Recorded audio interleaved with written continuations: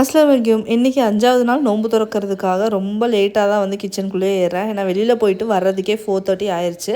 வரும்போது இந்த அத்திப்பழமும் அப்புறம் நொங்கும் வந்து வாங்கிட்டு வந்திருந்தோம். சரி ஹப்பி வந்து வெளியிலேருந்து எதாவது வாங்கிக்கலாமா நோன்பு திறக்கிறதுக்குன்னு கேட்டிருந்தாங்க. எப்படி வெளியிலேருந்து வாங்கினாலும் இந்த ஃப்ரைட் ஐட்டம்ஸ் அதெல்லாம் தான் வாங்குவோம். வெளில போயிட்டு வந்து இல்லாட்டியே ரொம்ப ஹீட்டான மாதிரி இருக்குது.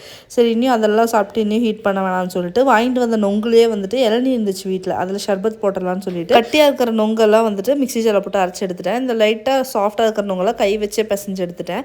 இந்த கட்டியாக இருக்கிறவங்க அரைச்சி எடுத்தோமே நம்மளோட உளுந்து ஊற வச்சு அரைப்போம்ல உளுந்து வடைக்கு அந்த மாதிரி பொஃபியாக வந்துருந்துச்சு. அதுலேயே இளநியும் கலக்கிட்டு அது கூட கொஞ்சமாக நன்னாரி கலக்கிட்டு ஃப்ரிட்ஜில் எடுத்து வச்சுட்டேன். அதுக்கப்புறம் கஸ்கஸ் எல்லாம் ஆட் பண்ணிக்கலாம் அப்படின்னு சொல்லிட்டு லாஸ்ட் டைம் இந்த அத்திப்பழம் வாங்கியிருந்தோம். ரொம்ப சின்னதாக நாட்டுக்காய் மாதிரி இருந்துச்சு. பட் இது ரொம்ப ஹைப்ரிட் மாதிரியே தெரிஞ்சு ரொம்ப பெருசாக இருந்துச்சு. நான் கரெக்டாக சொல்கிறேன் என்னன்னு எனக்கு தெரியல. பட் அந்த பழம் நல்ல மனமாகவும் டிஃப்ரெண்ட்டாக இருந்துச்சு. இது ரொம்ப பெருசாகவும் அந்தளவுக்கு ஸ்மெல் இல்லை. அன்னைக்கு நாங்கள் வாங்கும்போது இருந்தக்கா வேறு அவங்க வந்து தேங்காய் பால் ஊற்றி அடிங்க ரொம்ப நல்லா இருக்குன்னு சொல்லுவாங்க. அதே மாதிரி அடிச்சிருந்தா வேறு லெவல் டேஸ்ட் இருந்துச்சு. எல்லாத்துக்குமே பிடிச்சி. இன்றைக்கி இருந்தாக்கா வேறு அவங்க வந்து சொல்லுவாங்க தேங்காய் பால் எதுவுமே யூஸ் பண்ணக்கூடாதுமா, வெறும் தண்ணி மட்டும் ஊற்றி கரும்பு சக்கரை போட்டு அடிச்சுக்கோங்க அப்படின்னு சொன்னாங்க. சரி இன்னைக்கு இவங்க சொன்ன மாதிரி அடிக்கலாம்னு சொல்லி அடிச்சு பார்த்தா சுத்தமாகவே ஜூஸ் குடிக்கிற மாதிரியே இல்லை, நல்லா இல்லை. சரின்னு சொல்லிட்டு இன்னைக்கு நம்ம ரெடி பண்ணி எடுத்த நொங்கு நன்னாரி ஷர்பத் வேறு லெவலில் இருந்துச்சு. அல்ஹம்துலில்லாஹ்.